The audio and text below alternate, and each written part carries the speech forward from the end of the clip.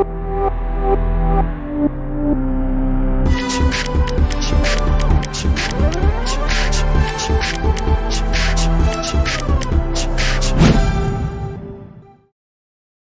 दोस्तों, तो ये वाले क्वेश्चन पे हमारे पास एक रॉड है जो दो स्प्रिंग के साथ ऐसे लगा हुआ है। ये दोनों एंगल्स जो है वो है हमारा 30 डिग्रीज। ठीक है, आई कैप और जे कैप ले लो।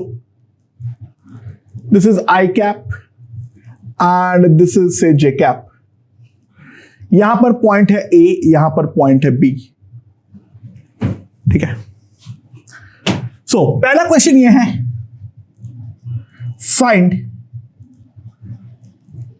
अल्फा ऑफ द रॉड, और दूसरा है find acceleration of point A and B. A और बी इन दोनों पॉइंट का एक्सीलरेशन जो है वो हमें आई कैप और जे कैप के टर्म्स में निकालना है। ठीक है, इनिशियली हमारा इक्विलिब्रियम है और ये कब निकालना है, ये दोनों चीज कब निकालना है, ये वाले को दिस स्प्रिंग 2, उसको मैं नाम दे दे रहा हूं स्प्रिंग 2 इज कट। उस इंस्टेंट पे मुझे ए और बी का एक्सीलरेशंस और अल्फा निकालनी है। इनिशियली एज्यूम कर लेना इक्विलिब्रियम में है, इनिशियली एज्यूम कर लेना ये हमारा इक्विलिब्रियम में है। अच्छा, स्प्रिंग फोर्स में हम जानते हैं अचानक से बदलाव नहीं आ सकता है, तो इसका रॉड का अगर मैं फ्री बॉडी डायग्राम ड्रॉ करूं, ठीक है, रॉड का अगर फ्री बॉडी डायग्राम ड्रॉ करूं तो यहां से मेरा के एक्स लग रहा है और यहां से भी मेरा के एक्स लग रहा है और यहां से मेरा एम जी लग रहा है। ठीक है, यहां पर ये दोनों एंगल जो है वो है हमारा 30 डिग्री, तो दोनों का के एक्स बाय सिमेट्री मैं के एक्स लिख दिया था, तो के एक्स कॉस 30 दोनों का ऑब्वियस सी बात है हमारा कैंसिल आउट करेगा। यहां पर अगर हम ध्यान दें तो 2kx sin 30 is equals to mg। ठीक है, तो हमारे पास sin 30 जो है ये हमारा अगर हम लोग देख ले, ठीक है, तो kx का वैल्यू इसको मैं अब स्प्रिंग फोर्स का नाम से दे देता हूं, ये मेरा mg है। ठीक है, स्प्रिंग फोर्स जो है that is equals to mg, ये हमारे पास आ गया है। नाउ अब मैंने ये वाला स्प्रिंग में कट किया, the spring force Fs will not change even after the cut। Cut होने के बाद भी हमारा स्प्रिंग फोर्स जो है उस पर कोई भी प्रकार का बदलाव नहीं आने वाला है। ठीक है, सो आफ्टर कट अगर मैं एनालाइज करूं, ध्यान दो, ये हमारे पास स्प्रिंग फोर्स बचेगा और ये वाले स्प्रिंग फोर्स के करस्पॉन्डिंग यहां पर वर्टिकल डायरेक्शन में लगेगा kx sin 30 और इस डायरेक्शन में लगेगा kx cos 30। नाउ ये दोनों फोर्स के कारण इसका सेंटर ऑफ मास में एक्सीलरेशन डाउनवर्ड आएगा ACM। ऑब्वियसली इसके अलावा mg भी लग रहा है हमारा बीच वाले पॉइंट से। अच्छा, सेंटर ऑफ मास का एक्सीलरेशन डेफिनेटली केवल वर्टिकल तो नहीं होगा, इस पर हमारा एक हॉरिजॉन्टल कंपोनेंट भी रहेगा, क्योंकि हम साफ साफ देख सकते हैं इसके ऊपर एक नेट हॉरिजॉन्टल फोर्स है। ठीक है, अच्छा अगेन यहां पर ये वाला जो रॉड है उसके फ्रेम में हर पॉइंट एक्सीलरेटिंग है, तो हर पॉइंट नॉन इनर्शियल है। स्यूडो फोर्स का हेल्प हमें लेना चाहिए कायदे से, बट हम क्या करेंगे, हम सिंपली एक काम करेंगे, हम पूरा एनालिसिस को सेंटर ऑफ मास के अबाउट करेंगे। हम पूरा एनालिसिस को सेंटर ऑफ मास के अबाउट करेंगे। ठीक है, तो ये हमारे पास हो जाएगा अल्फा, राइट। सो एसीएम लिख दिया, अल्फा लिख दिया, सब कुछ लिख दिया मैंने। एंड नाउ अब अगर हम लोग देखें, अच्छा A1 हर पॉइंट का डेफिनेटली सेम होगा रॉड का। A1 जो है, A1 will be same for all points on the rod. Otherwise जो है रॉड हमारा टूट जाएगा। रॉड के अलोंग जो है कोई रिलेटिव एक्सीलरेशन डेफिनेटली हमारा आ ही नहीं सकता है। सो A1 अगर हमारा हर पॉइंट पे सेम है तो मैं एक चीज तो लिख सकता हूं, √3kx/2 is equals to m into A1, kx equals to mg, √3mg/2 m into A1। तो A1 इक्वल्स टू √3g/2। हमारा जो एक्सीलरेशन होगा A1 that will be equals to √3g/2, और ये मेरा हर पॉइंट पे होने वाला है अलोंग आई कैप। अलोंग आई कैप तो हर किसी का ये होने वाला है। ठीक है, अब हमारा एनालिसिस जो बचता है वो केवल और केवल जे कैप के लिए बचता है। तो जे कैप के लिए अब हम लोग ध्यान दें क्या होने वाला है। लेट्स सी, सुनो फिर। सेंटर ऑफ मास के अबाउट अगर हम एनालाइज करें, सो टॉर्क जो होगा that is kx/2 into L/2, that is the only torque producing force about centre of mass. क्योंकि ये जो हमारा कंपोनेंट है √3kx वाला, वो तो एक्सिस के थ्रू ही पास कर रहा है, तो उसका टॉर्क प्रोड्यूस तो डेफिनेटली 0 होगा। एंड mg उसी पॉइंट के थ्रू पास कर रहा है, that is equals to ml²/12, that is the moment of inertia into alpha। ठीक है, so kx is mg, तो mg into L/4 is equals to ml²/12 into alpha। तो हमारे पास क्या आ जाएगा, m is gone, तो alpha equals to 3g/L। और ये जो अल्फा होगा ये हमारा डेफिनेटली क्लॉकवाइज होने वाला है। ये हमारा डेफिनेटली क्लॉकवाइज होने वाला है। अच्छा, वर्टिकल एनालिसिस में क्या आएगा? वर्टिकल एनालिसिस तो काफी ज्यादा आसान है। लेट्स सी, ध्यान देना। mg minus kx/2 that is equals to m into ACM, हमारा सेंटर ऑफ मास का डाउनवर्ड एक्सीलरेशन। ये हमारा mg/2 होगा, तो ACM जो आएगा that will B g/2 in the downward direction. ठीक है, that will be g/2 in the downward direction। Okay, तो अगर बाय द वे मुझे कोई सेंटर ऑफ मास का एक्सीलरेशन वेक्टर पूछा नहीं है, अगर पूछता तो मैं डायरेक्टली लिखता कितना, it will be √3g/2 I cap minus g/2 into j cap।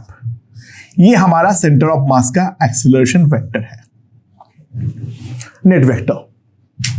ठीक है, अच्छा अब रॉड को कंसीडर किया जाए। ठीक है, नाउ ये वाला रॉड को अगर मैं कंसीडर करूं तो इस वाले रॉड के ऊपर फोर्सेस क्या क्या लग रहा है। ध्यान देना, मेरे पास क्या क्या है, सॉरी फोर्स बोल रहा हूं, एक्सीलरेशन क्या क्या है। ये जो मेरा डाउनवर्ड एक्सीलरेशन है वो तो हमारा पॉइंट ए को भी मिलेगा। मैं केवल वर्टिकल को कंसीडर कर रहा हूं, हॉराइजेंटल तो पहले से ही कंसीडर्ड है, उस पर ध्यान मत दो। और इसके अलावा ये वाले पॉइंट के अबाउट अल्फा से ये रोटेट कर रहा है, तो ऑब्वियस सी बात है यहां पर जो आएगा ये आएगा alpha L/2। Now alpha L/2 का वैल्यू अगर हम देखें, दिस इज 3G/2। ये हमारा पॉइंट ए है, ये हमारा पॉइंट ए है। और पॉइंट बी के बारे में अगर मैं देखूं तो यहां पर तो इस डायरेक्शन में G/2 है ही है, वो तो ACM के कारण है ही है, और साथ में ही यहां पर डाउनवर्ड डायरेक्शन में अल्फा L/2 है, यानी दैट इज 3G/2। सो यहां पर ए पॉइंट का नेट जो एक्सीलरेशन होगा ये अपवर्ड जी होगा, और ये वाले का जो नेट एक्सीलरेशन होगा ये डाउनवर्ड 2G होगा। तो ए वेक्टर मेरे पास जो आएगा that is √3G/2 into I cap plus G into J cap. ठीक है, ये हमारा ए पॉइंट का एक्सीलरेशन आएगा।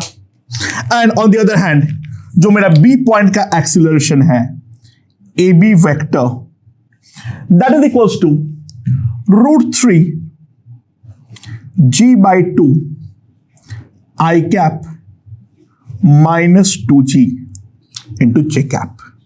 ये है हमारा ए और बी इन दोनों पॉइंट का एक्सीलरेशंस।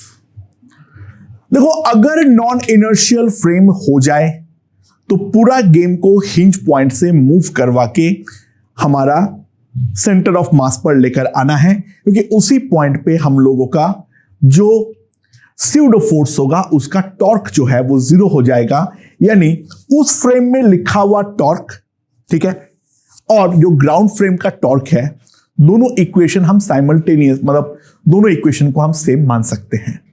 ठीक है, और फोर्स को तो हम हमेशा ही ग्राउंड फ्रेम में लिख रहे हैं, तो ऑब्वियस सी बात है इस कारण पे हम बच जाएंगे वहां पर। ठीक है, otherwise we have to consider a pseudo force. बिना मतलब के स्यूडो फोर्स करने का मतलब क्या बनता है? ठीक है, ओके दोस्तों, तो अगला क्वेश्चन देखते हैं क्या बोला हुआ है। ठीक है,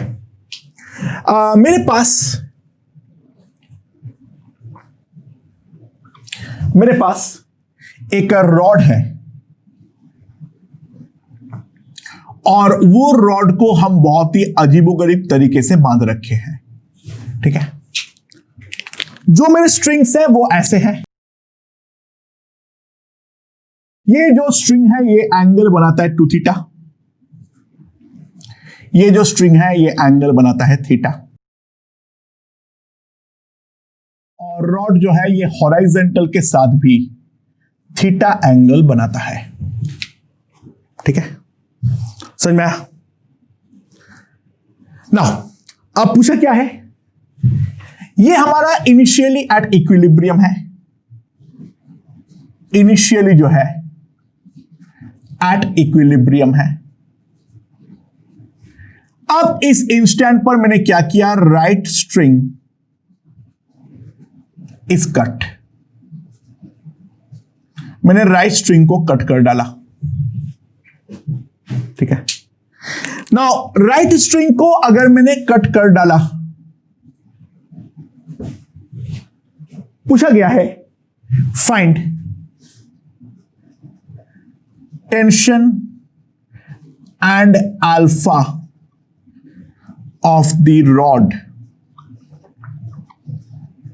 एट दैट इंस्टेंट।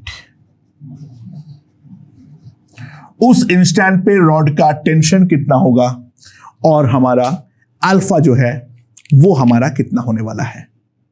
ठीक है, ओके। अगर इनिशियल इक्विलिब्रियम पोजीशन को सोचते हुए हम कुछ नहीं उखाड़ लेंगे, द रीजन बीइंग स्ट्रिंग का जो टेंशन है उस पर अचानक से बदलाव हो सकता है। ठीक है, तो यहां पर ये एंगल थीटा है, वो प्रैक्टिकली वो इंफॉर्मेशन हमारे लिए यूजलेस है। So the scenario that we are going to encounter is something like this. we have a string like this, we have a string like this, जहां पर ये वाला एंगल बनता है 2 थीटा, ठीक है। और उसके साथ जो मेरा रॉड है वो रॉड मेरा इस तरीके से है, ठीक है। रॉड हॉराइजेंटल से जो भी एंगल हमारा बनाता है ये एंगल बनाता है थीटा, राइट। ओके, नाउ इसके ऊपर फोर्सेस क्या क्या लगेगा, इसके ऊपर फोर्सेस क्या क्या लगेगा। इस पॉइंट से ऑब्वियस सी बात है हमारा mg लगेगा। रॉड का मास m दिया हुआ है और लेंथ l दिया हुआ है, l ले लेना, ठीक है। वो लिखना भूल गया था, वो सब ले लिया करना। एंड यहां पर धागे में हमारा टेंशन है T हमारा अननोन है। इनिशियल इक्विलिब्रियम को एनालाइज करके यहां पर हम कुछ भी नहीं उखाड़ लेंगे क्योंकि टेंशन पे तो अचानक से बदलाव हमारा आ जाएगा ना। यहां पर भी देख सकते हैं रॉड का हर पॉइंट जो है वो एक्सिलरेटेड है, तो हर पॉइंट अगर एक्सिलरेटेड है तो डेफिनेट सी बात है जो मेरा यहां पर हमें सेंटर ऑफ मास के अबाउट ही एनालाइज करना है। मैं सेंटर ऑफ मास का जो एक्सिलरेशन ले रहा हूं मैं थोड़ा स्टाइल से ले रहा हूं, ध्यान देना। एक इस डायरेक्शन में रॉड के परपेंडिकुलर A2 ले लो और रॉड के अलोंग जो है, रॉड के अलोंग जो है वो हम A1 ले लें, ठीक है। ये हमारा सेंटर ऑफ मास के दोनों एक्सीलरेशंस हैं A1 और A2, ठीक है। ये हमारा टेंशन है एज शोन, ये हमारा टेंशन है एज शोन। नाउ अब ध्यान देना, यहां पर जो टेंशन है इसको मैं 2 कंपोनेंट पे अगेन रिजॉल्व कर सकता हूं, एक धागे के अलोंग और एक हमारा धागे के परपेंडिकुलर। एक हमारा धागे के अलोंग और दूसरा जो है वो हमारा धागे के परपेंडिकुलर। और सिमिलरली मैंने mg को भी 2 कंपोनेंट पे रिजॉल्व कर सकता हूं, लाइक दिस एंड दिस, ठीक है। ये मैंने रिजॉल्व कर सकता हूं। ओके, अब थोड़ा ठंडे दिमाग से सोचते हैं जो क्या क्या करना है। ऑब्वियस सी बात है एक हमारा यहां पर अल्फा भी होने वाला है, राइट।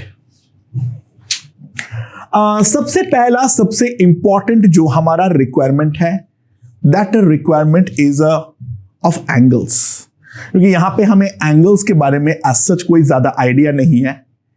ओके, तो ध्यान देना यहां पर ध्यान देना, जो मैं एंगल मार्क कर सकता हूं वो सारे देख लो। नाउ ये अगर 2 थीटा है तो ये 180 माइनस 2 थीटा है, ठीक है। और ये वाला जो एंगल है वो एंगल है थीटा, तो यहां पर जो टोटल एंगल है वो है मेरा 180 minus theta, 180 minus 2 theta plus theta, तो ये हो जाएगा मेरा 180 माइनस थीटा। बट ये हमारा 90 डिग्री है, तो इतना एंगल जो आएगा that is 90 degree minus theta, तो ऑटोमेटिकली ये वाला एंगल जो होगा ये एंगल हमारे पास थीटा आ जाएगा, ठीक है। आई होप ये वाला चीज हमें समझ में आया होगा। एंड यहां पर अगर हम ध्यान दें, इसको थोड़ा पीछे की तरफ बढ़ा दो, ये एंगल 90 माइनस थीटा होगा, ये एंगल हमारा 90 माइनस, क्योंकि ये एंगल तो हमारे पास क्या आएगा, ये जो है वो 90 डिग्री है, तो ये थीटा है, तो ये 90 माइनस थीटा है, ठीक है। नाउ अब ये अगर 90 माइनस थीटा है तो हम क्या लिख सकते हैं, ध्यान देना, वर्टिकल के साथ अगर हम ध्यान दें, यहां पर हम बना ले, इसको आगे प्रोड्यूस कर ले, तो ये वाला एंगल 90 माइनस थीटा है, तो ये वाला एंगल 90 माइनस थीटा है, तो ये वाला एंगल हमारा थीटा है, ठीक है। सो मैं ये वाला डायरेक्शन के अलोंग अगर मैं लिखूं तो मेरे पास एक चीज आएगा, T cos theta minus mg sine theta is equals to m into A1, और इस डायरेक्शन के अलोंग अगर मैं लिखूं तो मेरे पास आ जाएगा mg cos theta minus t sin theta, that is equals to m into A2। ये हम डायरेक्टली लिख सकते हैं। हमारे पास वेरिएबल्स कितने हैं? A1, A2, अल्फा 3 और एक 4। हमारे पास 4 जो है वो हमारे पास वेरिएबल्स है। ठीक है, तो अगला इक्वेशन तो मैं डेफिनेटली टॉर्क का लिखूंगा। एनालिसिस मुझे सेंटर ऑफ मास के अबाउट ही करना है, तो टॉर्क प्रोड्यूसिंग फोर्स में केवल एक ही देख सकता हूं, और वो है मेरा टेंशन का ये वाला कंपोनेंट। ठीक है, तो मेरे पास क्या आएगा? T sine theta into L/2 equals to mL²/12 into alpha. So now अब हमें 3 रिलेशन के बाद चौथा रिलेशन बनाना है। तो चौथा रिलेशन के लिए हमें ऑब्वियस सी बात है एक कंस्ट्रेंट रिलेशन बनाना पड़ेगा, और वो कंस्ट्रेंट रिलेशन बहुत सिंपल है। हमारा स्ट्रिंग के लेंथ के अलोंग जो हमारा एक्सीलरेशन है वो 0 होना चाहिए, क्योंकि स्ट्रिंग का एक जो पॉइंट है वो हमारा ऊपर वाले टॉप मोस्ट पॉइंट पे हिंज्ड है। ठीक है, सो ये है हमारा रॉड। ठीक है, तो रॉड के जो एक्सीलरेशंस है वो देखो क्या क्या। ये वाले एंड का अगर मैं देखूं तो A1 तो होगा ही होगा, लाइक दिस। इसके अलावा A2 तो होगा ही होगा, और यहां पर होगा अल्फा L/2, यहां पर होगा अल्फा L/2। ठीक है, that is the scenario. Alpha can होगा ना, अल्फा L/2। अब जो हमारा स्ट्रिंग है वो स्ट्रिंग कैसा है? अब जो हमारा स्ट्रिंग है वो स्ट्रिंग कैसा है? ये स्ट्रिंग हमारा ऐसा है, वहां पे मैं साफ साफ देख सकता हूं। तो A1 के साथ स्ट्रिंग जो एंगल बनाता है वो एंगल बनाता है थीटा। A1 के साथ स्ट्रिंग जो एंगल बनाता है that is equal to theta, right. Now ये अगर एंगल थीटा है तो A1 का सबसे पहले एक स्ट्रिंग के अलोंग कंपोनेंट होगा लाइक दिस। ठीक है, अल्फा L/2 का भी एक कंपोनेंट होगा लाइक दिस, और A1 का A2 का भी स्ट्रिंग के अलोंग एक कंपोनेंट होगा लाइक दिस। ध्यान देना ये वाला जो है वो हमारा 90 माइनस थीटा है, और ये वाला भी हमारा 90 माइनस थीटा है।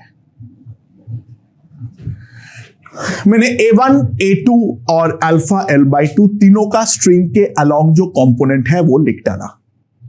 ठीक है, सो यहां पर अगर मैं लिखता हूं तो ध्यान देना A1 cos 9 theta that is plus alpha L/2 into sine theta, and that will be equals to A2 sin theta। ये हमारे पास आएगा, that is the constraint relation, क्योंकि स्ट्रिंग के लेंथ के अलोंग उस पॉइंट का नेट एक्सीलरेशन जो है वो हमारा डेफिनेटली 0 होना पड़ेगा। ठीक है, अच्छा ऐसा चीजों को सॉल्व करने का बेस्ट तरीका जो होता है वो होता है भाई यहां से A1, A2 और A3 का वैल्यू लिखते हुए उसमें पुट करके पहले टेंशन निकाल दो। ठीक है, तो यहां पर जो मैं लिख सकता हूं वो है A1 equals to T cos theta by M minus G sin theta, A2 will be G cos theta minus T sine theta by M and alpha L, यहां पे एक एल तो काट दो, alpha L equals to 60 sine theta by M. So now A1 into cos theta, so what we get? T cos square theta by M minus G sin theta cos theta. Alpha L by 2 sin theta, तो alpha L by 2 तो 3T हो जाएगा plus 3T sin square theta by M, that is equals to A2 into sin theta यानी G sin theta cos theta minus T sin square theta by M. So now अगर मैं T by M को common लेता हूं, what we will get is sin square theta plus cos square theta plus 3 sin square theta, and that will be equals to 2G sin theta into cos theta. Now sin square plus cos square is equals to 1, तो 1 plus 3 sin square theta हमारे पास आ जाएगा. So tension T जो आएगा that will be 2mg sin theta cos theta divided by 1 plus 3 sin square theta. So that will be the value of tension just after the second string is cut. ठीक है, and उसके corresponding जो हमारे पास alpha आएगा, alpha का जो value है that is equals to 60 upon ml, 60 upon ml. तो यहां पर 2 mm तो कटेगा, राइट? तो 12G, सॉरी 60 साइन थीटा, क्या लिख रहा हूं, sorry 60 sin theta by ml, तो that will be equals to 12G sin square theta cos theta by L into 1 plus 3 sin square theta. So that will give me the value of alpha. That will give me the value of alpha. मेरे ख्याल से इस profile के questions हम लोगों को किस तरीके से सॉल्व करना है, कब हम हिंज पॉइंट ले सकते हैं यहां पर और कब हमें सेंटर ऑफ मास पर आना है, वो चीज हमारे दिमाग पे बिल्कुल क्लियर होनी चाहिए. ओके, आप बोलोगे सर आप हमेशा हिंज पॉइंट के अबाउट सेंटर ऑफ मास के अबाउट ही क्यों नहीं कर रहे हो? आसान क्वेश्चनों में, जैसे वो नॉर्मल हिंज वाला क्वेश्चन था, उस पे क्वेश्चन का कॉम्प्लेक्सिटी बिना मतलब के बढ़ा के फायदा क्या है? हिंज पॉइंट के अबाउट जो हिंज फोर्स है वो डायरेक्टली हमारा एलिमिनेट होता है, तो ऑब्वियस सी बात है हमें फायदा क्या मिलेगा उस पॉइंट पे पूरा का पूरा सेंटर ऑफ मास के अबाउट एनालाइज करके. ठीक है, सेंटर ऑफ मास के अबाउट एनालाइज करने पे प्रॉब्लम का लेंथ जो है वो तो हमेशा ही बढ़ता है ना इन सब प्रोफाइलों में.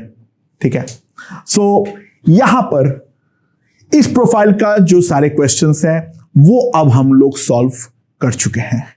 ओके